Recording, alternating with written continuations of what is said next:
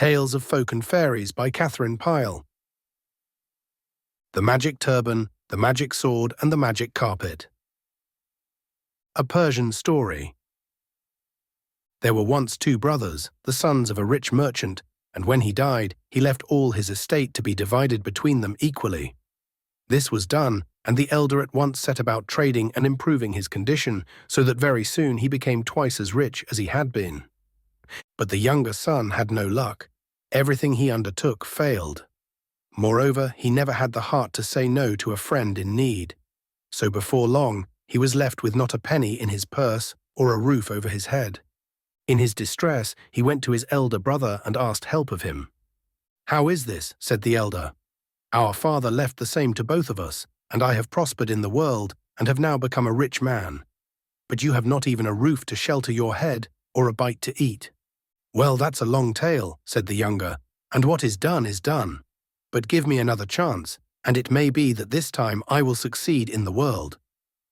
After they had talked a long time, the elder brother consented to give him 50 coins, but if he wasted that the way he had the rest of his property, he was not to come back again.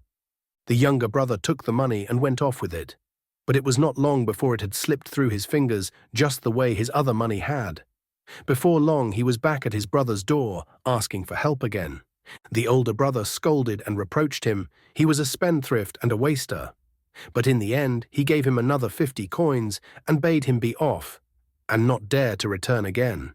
The younger brother went off with the 50 coins, and this time he was sure he would succeed with it. But his luck was still no better than it had been before. Soon it was all gone, and back he came to his brother's house. So it went on. The older brother could not rid himself of him. At last, the elder brother, seeing there would be no peace for him as long as he remained where he was, made up his mind to sell all his possessions and take the money and journey to a far land without telling his younger brother anything about it. This he did, but somehow or other the younger one got wind of it.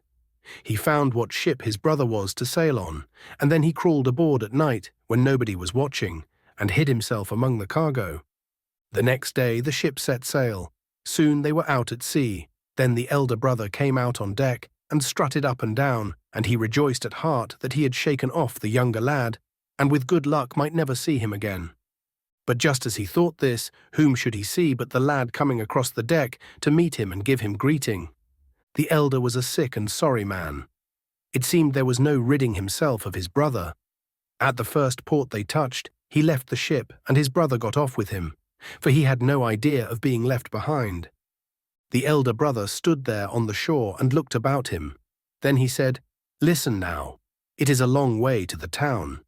Do you stay here while I go on farther, beyond yon spit of land, and see whether I can find a dwelling where I can buy us a couple of horses, for I have no wish to journey on foot." The younger brother was for going along too, but to this the elder would not consent. No, the lad was to stay there and watch a box that the elder brother had brought along. The box had nothing in it, but this the younger brother did not know. So the elder brother set out and soon was out of sight, and the younger one sat on the box and kicked his heels and waited, and waited and waited and waited. But his brother never did come back. Then the lad knew the older one had made a fool of him. He looked in the box and found it empty. So off he set to see whether he could make his own way in the world, and no thanks to anyone. He journeyed on a short way and a long way. And so he came to a place where 3 men were quarrelling together fiercely, and the things they were quarrelling over were an old turban, a piece of carpet, and a sword. As soon as they saw the lad, they stopped quarrelling and ran and caught hold of him. "You shall decide, you shall decide," they shouted all together. "What is it you wish me to decide?" asked the lad.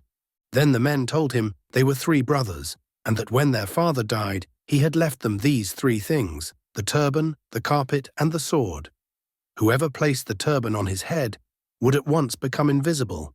Whoever sat on the carpet had only to wish himself wherever he would be, and the carpet would carry him there in a twinkling, and the sword would cut through anything, and no magic could stand against it. "These things should belong to me, because I am the eldest," cried one of the men. "No, I should have them because I am the strongest and stoutest," said the second. "But I am the youngest and weakest, and need them most," cried the third. They then began to quarrel again and even came to blows. "Stop, stop," cried the lad. "You said that I should decide this matter for you, so why quarrel about it? But before I decide, I must try the things and see whether what you have told me is really so." To this the brothers agreed.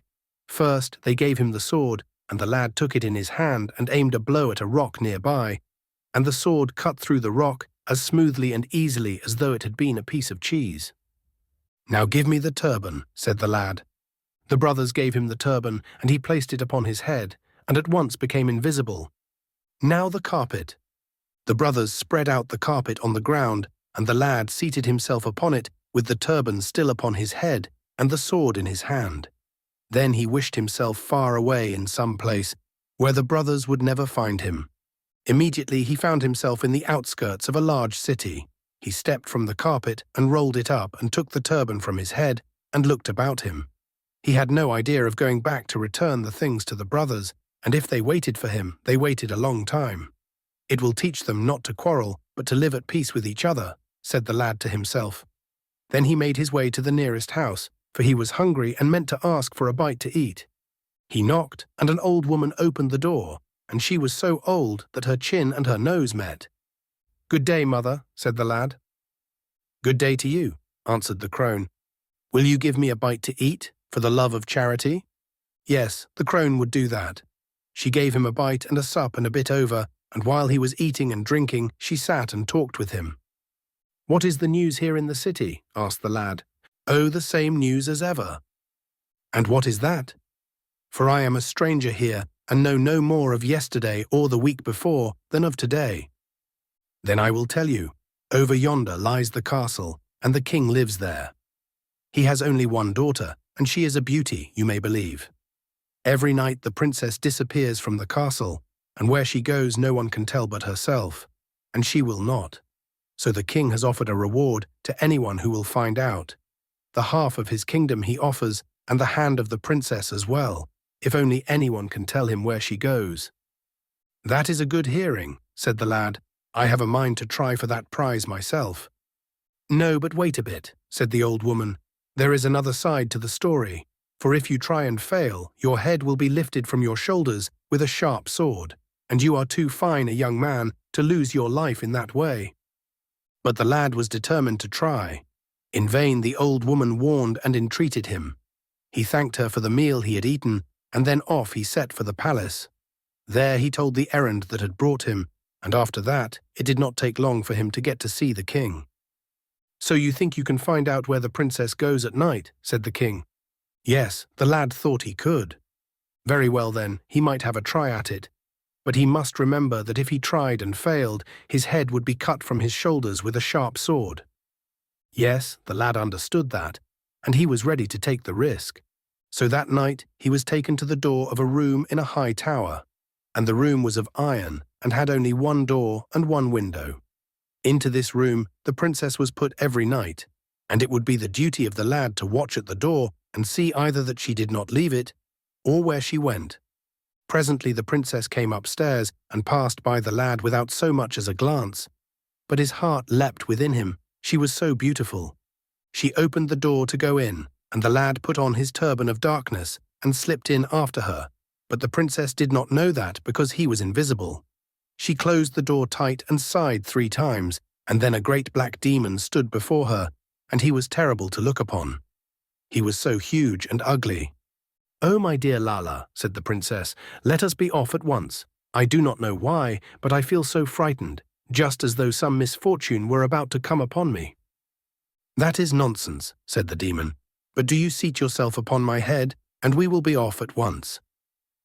The demon wore a buckler upon his head, and now he stooped, and she seated herself upon it, but the lad was quick and sprang up and took his place beside her. "I," cried the demon, "but you are heavy today, princess." "I do not know what you mean," answered the princess. "I am no heavier and no lighter than I was last night."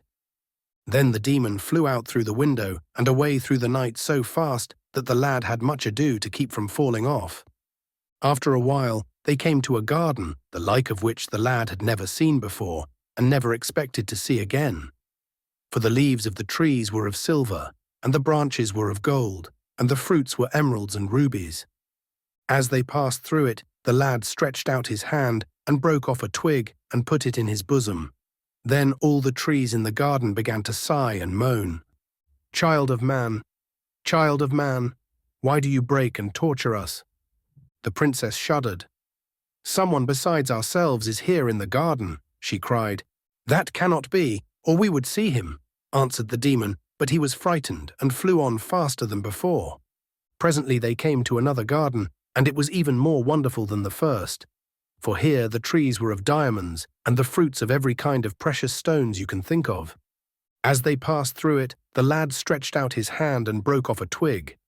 Then all the trees began to sigh and moan.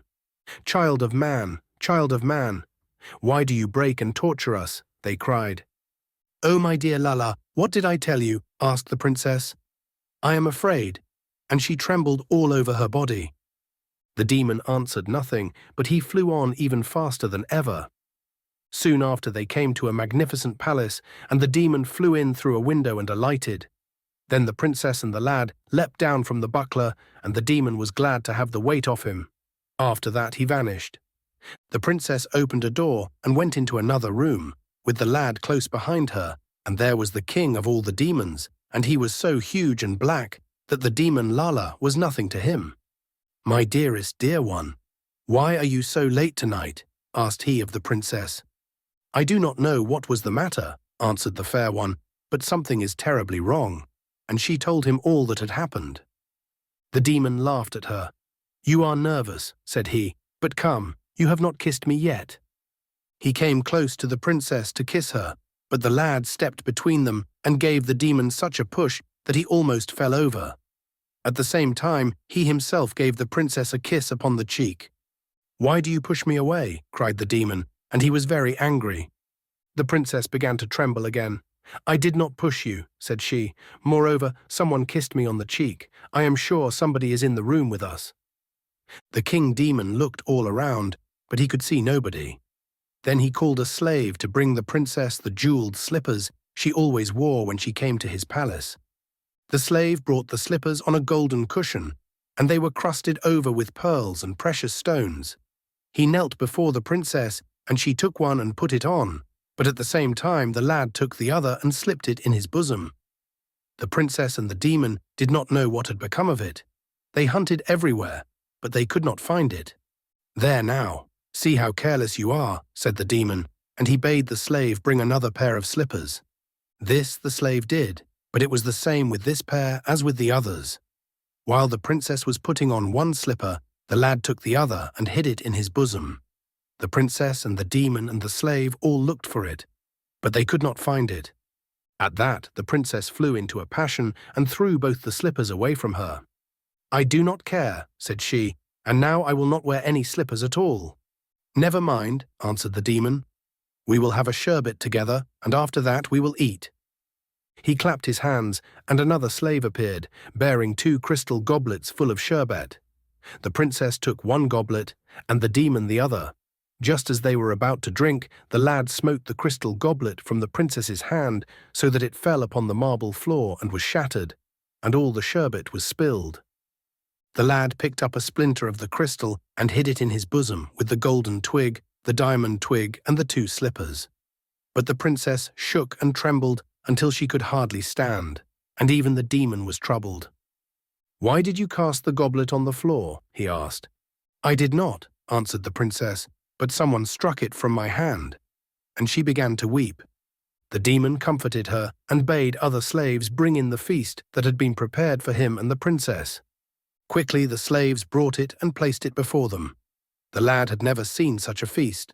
All the dishes were of gold and were carved to represent scenes in demon life, and the handles were set thick with precious stones and enameled in strange colors. There were all sorts of delicious things to eat, so that the lad's mouth watered at the smell of them. The demon and the princess sat down to eat, but it was small good the princess got of the feast, for every time the demon put anything on her plate, the lad snatched it away and ate it, and the princess was left hungry. The lad also took one of the golden forks and one of the golden spoons and hid them in his bosom. What did I tell you? Cried the princess. Something is wrong. Something is terribly wrong. Yes, I can see that myself, said the king demon. You had better go on home again, for we will get no pleasure out of this night, and that I can easily see. Lala was called. The princess mounted the buckler in haste, and away the demon flew with her. But this time the lad did not fly with them. He waited until they were gone, and then he drew the sword of sharpness and smote the king demon's head from his shoulders. At once a clap of thunder sounded, the castle rocked, and the walls crumbled about him. The trees in the gardens were withered, and a thick darkness fell, while all about him sounded cries and groans. But the lad seated himself upon the carpet and wished himself back at the door of the room in the tower, and there he was in a twinkling, long before Lala had flown in through the window with the princess, even though he flew as swiftly as the wind. The lad took off the turban of darkness and rolled up the carpet and lay down and closed his eyes as though he were asleep. Presently the princess opened the door and peered out. There lay the lad, snoring and with his eyes closed. The princess drew a sharp needle and ran it into the lad's heel, but he never flinched, so she felt sure he was asleep. "Thou fool," said she scornfully, "sleep on, and tomorrow thou shalt pay the penalty." Then she went back into the room and closed the door. The next day the princess called the guards and bade them carry the lad away and cut the head from his shoulders. "Wait a bit," said the lad. "Do not be in such a hurry. First we must appear before thy father the king. He must decide in this case, and it may be I have something to tell him that will be worth the hearing." The princess could not refuse this, so she and the lad were brought before the king, and the lad began to tell his story. When he came to the part where the great black demon had come and flown away with the princess, she turned first as red as blood and then as pale as death. "It is not true," she cried, but the king bade her be silent. Then the lad told how they had flown through the gardens. "It is all a wicked lie," moaned the princess, but the lad drew forth the twigs he had broken from the trees and showed them to the king as proof of his truth. After that the lad told of how they had entered the castle, and how the king demon had tried to kiss the princess, and of the shattered goblet and the uneaten feast, and he had the splinter of crystal and the spoon and fork to show. So the king knew it was all true, and the princess looked as though she wished she were dead. Last of all he told how the princess had returned on the demon's buckler, and how he had remained behind and cut off the king demon's head, and how the castle had fallen, and the gardens had withered, and all had become darkness and confusion. When the princess heard this, she gave a shriek of joy. "Then you have saved me," she cried. "Never again need I fly forth at night at the will of the demon, nor be his slave." Then it was her turn to tell her story. She told how one time the king demon had seen her walking in the palace gardens and had fallen in love with her, and how he had used his magic to gain power over her.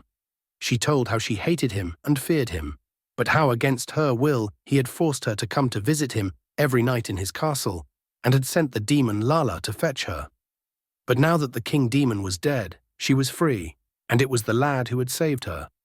When the king, her father, heard this, he marveled greatly. Glad was he that such a brave lad was to be his son-in-law, for that was his promise. The lad and the princess were betrothed then and there, and the king gave orders that a grand wedding feast should be prepared, for they were to be married as soon as possible. All the good folks far and near were invited to come to the feast. The lad's elder brother was invited with the rest, but he never dreamed that the brave lad who was to marry the princess was his own younger brother. He came to the palace on the feast day and took his place at the table with the other guests. And then he looked up at the 3 thrones where the king and the princess and the lad were sitting, and there it was his own younger brother who sat there. When the man saw that, he was afraid, for he remembered how he had deserted the lad on the seashore to live or die as fate willed, and he feared he might be punished for it. But the younger brother bore him no grudge, but was grateful to him for what he had done. As soon as he saw the elder one there among the guests, he sent a servant for him and placed him in the seat of honor and called him brother. So all was happiness and rejoicing. Everybody was happy, but the lad and the princess were happiest of all, because they loved each other and had just been married.